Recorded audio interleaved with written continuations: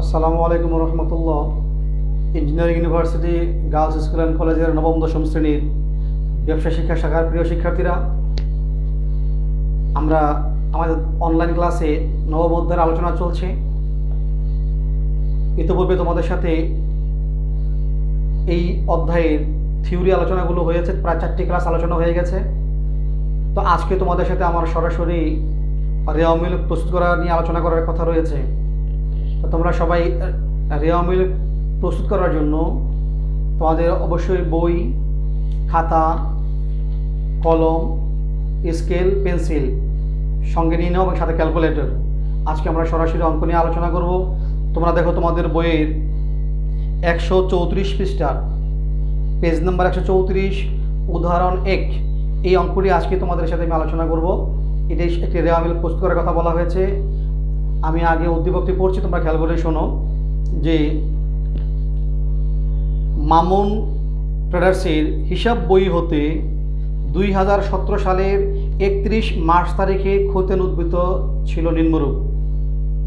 এখানে নগদান হিসাব, মূলধন হিসাব, বিক্রয় হিসাব, দেনাদার হিসাব এবং ক্রয় হিসাব, বেতন খরচ, বাড়ি ভাড়া, মজুরি খরচ হিসাব, এই উদ্বৃত্তগুলো দেওয়া আছে। এর আলোকে তোমাদেরকে একটি রেওয়া মিল তৈরি করতে বলা হয়েছে। তো আমি তোমাদেরকে সেই রেওয়া মিল তৈরি করে এখন দেখাবো। তোমরা সবাই আগে রেওয়া মিল একটা ঘর করে নাও। আর আমি তোমাদের এর আগে রেওয়া মিল তৈরি করার জন্য একটি ছোট্ট টনিক দিয়েছিলাম। সেটা ছিল আমাদের যে হিসাবের শ্রেণীবিভাগ, 6 প্রকারের হিসাব।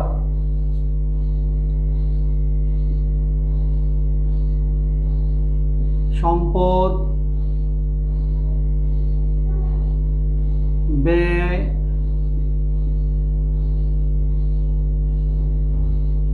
উত্তোলন,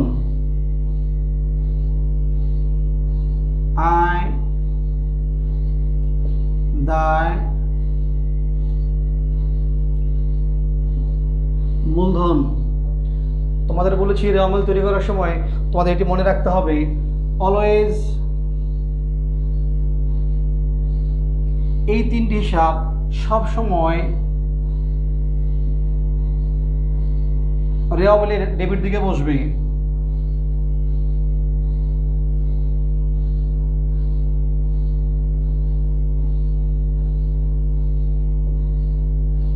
এই 3টি হিসাব উদ্বৃত্ত অলওয়েজ রেওয়া মিলের ক্রেডিট দিকে বসবে।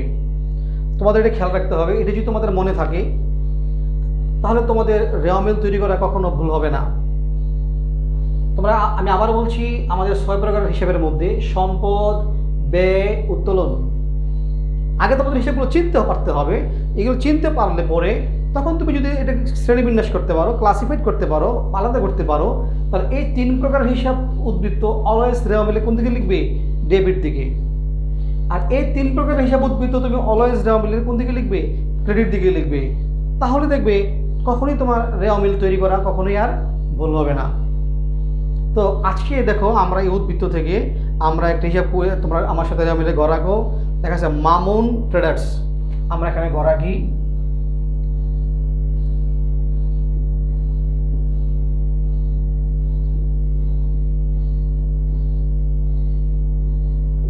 মামুন ট্রেডার্সের আমরা রেওয়া মিল তৈরি করব।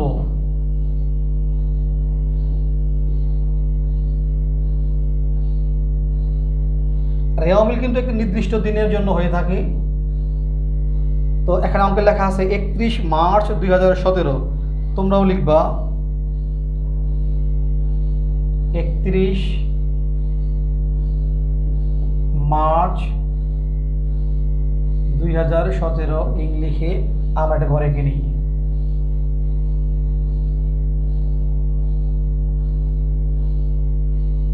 তোমরা নিশ্চয়ই ঘর রাখতে পারো।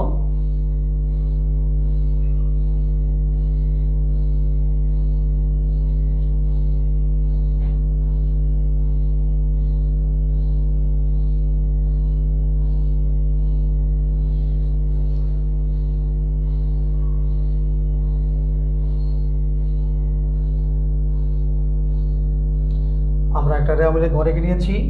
এখানে আমরা কিনলে প্রথমে ক্রমিক নং,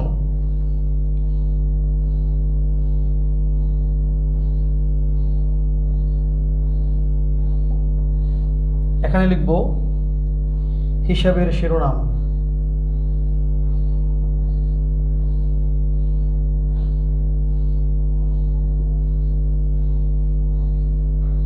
হিসাবের শিরোনাম লিখতে পারো বা হিসাবের নাম লিখতে পারো। হিসাবের নাম এখানে আমরা লিখব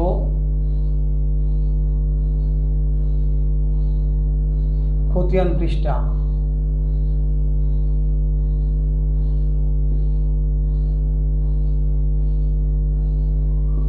ডেবিট টাকা,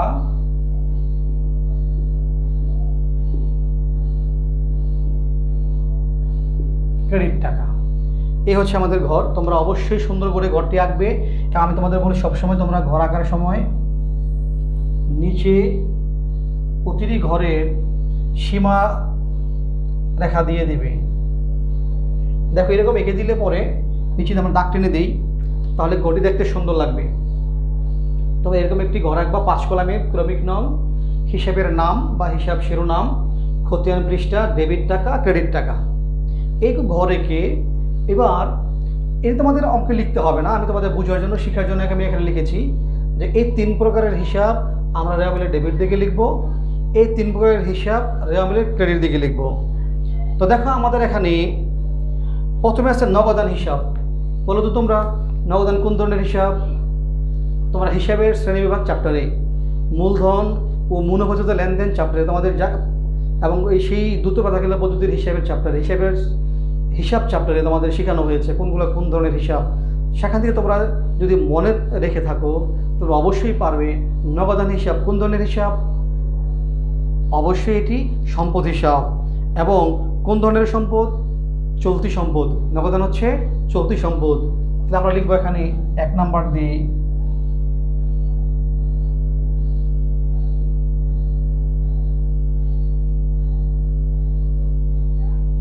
দেখো নগদান হিসাব। নগদান হিসাব কোন ধরনের হিসাব বলেছি? চলতি সম্পদ বা সম্পদ হিসাব।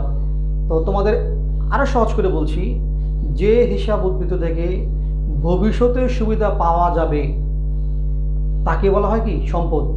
আর সে সুবিধাটা যদি 1 বছরের মধ্যে শেষ হয়ে যায়, যার হিসাব মেয়াদকাল 1 বছরের মধ্যে, সেটা চলতি সম্পদ।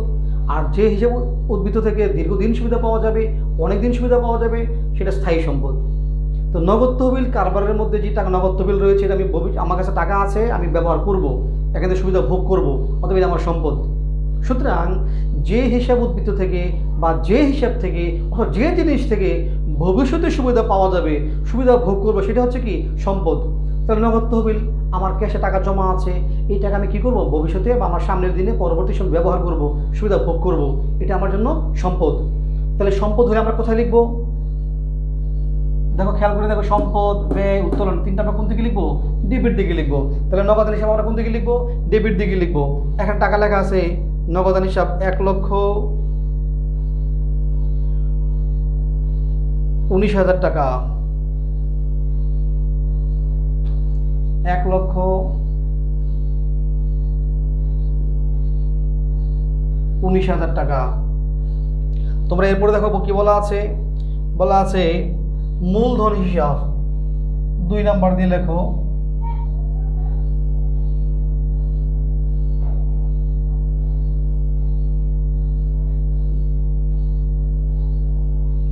মূলধন হিসাব। মূলধন কোন ধরনের হিসাব? এটাকে বলা হয় মালিকানা সত্ত্ব হিসাব। আমাদের এখানে কি লেখা ছিল? আয়, দায়, মূলধন, এই 3টি কোন দিকে হবে? ক্রেডিট দিকে হবে। মালিকানা সত্ত্ব, এটা মালিকের অধিকার, মালিকের পাওনা, কারবারের জন্য দায়, কারবারের জন্য এটি একটি কি? দেনা, অর্থাৎ দিতে হবে, এটি কারবারের জন্য দায়, এটা হবে কোন দিকে? ক্রেডিট দিকে। তাহলে মূলধন হিসাব আমরা কোন দিকে লিখবো? ক্রেডিট দিকে লিখবো। দেখো লেখা আছে 1 লক্ষ টাকা, আমরা মূলধনের বরাবর লিখবো একদিকে 1 লক্ষ টাকা। তোমরা না বুঝলে খেয়াল করে দেখো, বুঝতে পারবে অবশ্যই। আমার এটা মনে রাখবে তোমরা যে 3 প্রকারের হিসাব অলওয়েজ আমরা ডেবিট দিকে বসবে। সম্পদ, ব্যয়, উত্তোলন, আয়, দায়, মূলধন, এই 3টি হবে ক্রেডিট, এই 3টি হবে ডেবিট। আমাদের মূলধন হিসাবের মধ্যে সরাসরি কোন দিকে বসছে? ক্রেডিট, আমরা লিখবো ক্রেডিট। দেখো এরপরে লেখা আছে মূলধনের পরে বিক্রয় হিসাব 3।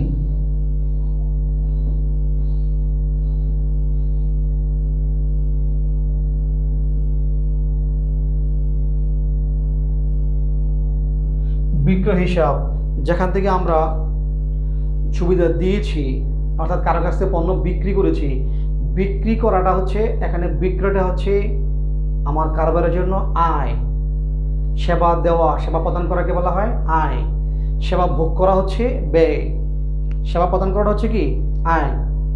তো যিনি আমার কাছ থেকে পণ্য কিনেছেন তিনি সুবিধা ভোগ করেছেন, আমি তাকে সুবিধা দিয়েছি। তো সুবিধা দেওয়াটা আমার জন্য হচ্ছে আয়, আর এখানে এই সুবিধার নাম হচ্ছে বিক্রয়। বিক্রয় কারবারের আয়। সেই সেবা দেওয়ার বিনিময়ে আমি টাকা পেয়েছি, টাকা পাওয়াটা কিন্তু আয় নয়। এখানে তোমাদের বিষয়টা স্পষ্ট খেয়াল রাখতে হবে যে আমি পণ্য দিয়েছি, সেবা দিয়েছি, এটা আমার আয়। আর এই পণ্য দেওয়াকে বলা হয় বিক্রয়। বিক্রয়টা আয়। যাকে আমি পণ্য দিয়েছি বিনিময়ে সে আমাকে কী দিল, টাকা দিল। টাকাটা কিন্তু আমার জন্য কি নয়, আয় নয়। টাকা আমার নগদ সম্পদ। টাকা হচ্ছে আমার সম্পদ। টাকা প্রাপ্তিকে আয় বলা হবে না বা বলবে না। টাকা প্রাপ্তি হচ্ছে সম্পদ বৃদ্ধি। নগদ টাকা বৃদ্ধি পেলো, সম্পদ বৃদ্ধি পেলো। আয় কোনটা? সেবা দেওয়া। আমি সেবা দিয়েছি। কি সেবা দিয়েছি? তাকে পণ্য দিয়েছি। আর পণ্য দিলে কি বলে? বিক্রয় বলে। আবার সেবা ভোগ করার সময় আমি পণ্য পেয়েছি, আমি সেবা ভোগ করেছি। সেবা ভোগ করা হলো ব্যয়, আর সেই ব্যয়ের নাম হচ্ছে ক্রয়। তাহলে সেবা দেওয়াটা হচ্ছে এখানে আয়। আয়ের নাম কি? বিক্রয়। বিক্রয় হইলো আয়। তাহলে আয় কোন দিকে বসবে? ক্রেডিট দিকে বসবে। তাহলে বিক্রয় হিসাব কোন দিকে বসতেছে? ক্রেডিট দিকে। কত টাকা দেখাও? 60,000 টাকা।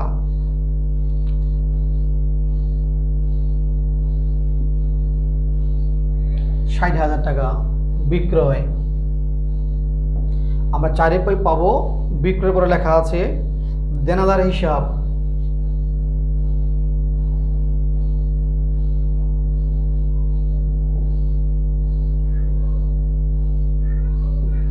দেনাদার হিসাব। তোমরা কি জানো দেনাদার কিভাবে সৃষ্টি হয়? নিশ্চয়ই তোমরা জানো, তোমাদের মনে আছে, জাবেদা করার সময় শিখেছো তোমরা, খতিয়ান করার সময় শিখেছো তোমরা, যে ধারে পণ্য বিক্রয়ের ফলে যে হিসাবের সৃষ্টি হয় সেটা হচ্ছে দেনাদার হিসাব। দেনাদার মানে কি? যে আমি তার কাছে বাকিতে পণ্য বিক্রি করেছি, টাকা তার কাছ থেকে পাবো। কখন পাবো? ভবিষ্যতে পাবো। তাহলে ভবিষ্যতে পাইলে সেটাকে কি বলা হয়? সম্পদ বলা হয়। তোমাদের মনে রাখতে হবে, যেখান থেকে ভবিষ্যতে সুবিধা পাওয়া যাবে সেটা হচ্ছে কি? সম্পদ। তাহলে আমার ধারে বিক্রয় করেছি, পণ্য বিক্রয় করেছি, তাকে আমি সেবা দিয়েছি, বিনিময়টা আমি এখনো পাইনি। না পাওয়ার কারণে সে আমার কাছে হয়ে গেল পাওনা, সে আমার দেনাদার। দেনাদারের আরেক নাম হচ্ছে প্রাপ্য হিসাব। এটাকে পাওনাও বলা হয়, মানে আমি পাওনা তার কাছে। তো এই পাওনা টাকা আমি কখন পাবো? ভবিষ্যতে পাবো। ভবিষ্যতে পেলে সেটাকে কী বলা হয়? সম্পদ বলা হয়। আর সম্পদ কোন দিকে বসে? ডেবিট দিকে বসে। আর দেনাদারের টাকা খুব দ্রুত সময়ের মধ্যে আদায় করতে হয়, পাওয়া যায়, এই জন্য এটাকে চলতি সম্পদ বলা হয়। অর্থাৎ দেনাদার হচ্ছে কি? সম্পদ। তাহলে আমরা সেটি সম্পদ কোন দিকে হয়? ডেবিট দিকে। আমরা ডেবিট দিকে লিখবো। টাকা আছে কত? 9,000 টাকা। আমরা দেনাদারে বরাবর লিখবো এখানে 9,000 টাকা। 5 আমাদের 5-এ বলা আছে ক্রয় হিসাব। একটু কি তোমাদের আমি বলেছি যে সেবা পণ্য দেওয়াটা হচ্ছে সেবা প্রদান করা, সেটা হলো আমার আয়। আর পণ্য পাওয়াটা হচ্ছে সেবা ভোগ করা, আমার ব্যয়। ব্যয় হচ্ছে এখানে ব্যয় না হলো ক্রয়, তো ব্যয় হলো ডেবিট। ব্যয় হলো কি? ডেবিট। তাহলে ক্রয় হিসাব,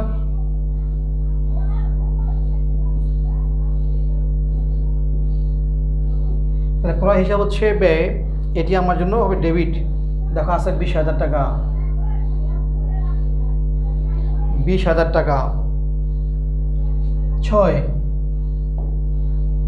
6 নম্বরে রয়েছে বেতন খরচ হিসাব। বেতন, তোমাদের এখানে একদমই সিম্পল করে উজি করে দেওয়া হয়েছে যে লেখা আছে খরচ হিসাব। আর বেতন আমরা কাকে দিই? যিনি আমার কারবারে 1 মাস কাজ করেছে, তারপরে আমি তাকে কী দিই? বেতন দিই। তাহলে কাজ করেছে মানে কি? আমি সুবিধা তার কাছ থেকে ভোগ করেছি, সেবা আমি ভোগ করেছি। তো সেবা ভোগ করাকে আমি কী বলেছি?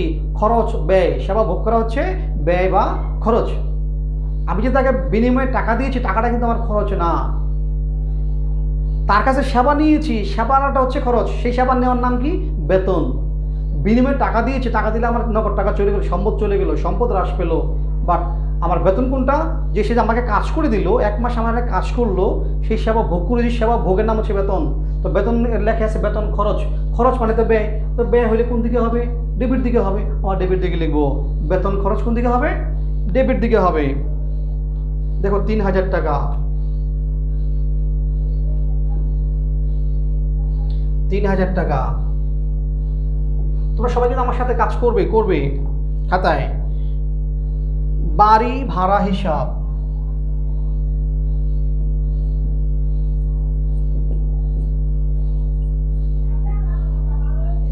এই বাড়ি ভাড়া, বাট্টা, কমিশন, এই সমস্ত হিসাবগুলোর বেলায় এটি কি ভাড়া প্রদান নাকি ভাড়া প্রাপ্তি? যদি এরকম উল্লেখ না থাকে তখন আমরা এগুলোকে ধরবো যে ভাড়া প্রদান। যে বাড়িতে আমরা ব্যবসা করি সেই বাড়ির ভাড়া দিয়েছি, এটা আমার ব্যয় বা খরচ। ভাড়া প্রদান করলে সেটা আমার জন্য হবে খরচ, আমরা ব্যয় হিসেবে লিখবো। তাহলে বাড়ি ভাড়া আমার জন্য কারবারের জন্য ব্যয়, আর ব্যয় হলে কোন দিকে হবে? ডেবিট দিকে হবে। 7000 টাকা, তাহলে বাড়ি ভাড়া 7000 টাকা। সর্বশেষ যেটি রয়েছে এখানে যে মজুরি খরচ, মজুরি খরচ 2000 টাকা। মজুরি যিনি শ্রমের বিনিময়ে, শারীরিক শ্রমের বিনিময়ে যে পারিশ্রমিক দেওয়া হয় সেটি হচ্ছে মজুরি। মজুরি হচ্ছে কাজের বিনিময়ে তাৎক্ষণিক দিয়ে দেওয়া হয়, সেটা হচ্ছে মজুরি। এটি কারবারের একটি প্রত্যক্ষ ব্যয়। তো ব্যয় হলে কোন দিকে হবে? ডেবিট দিকে হবে। তাহলে মজুরি খরচ।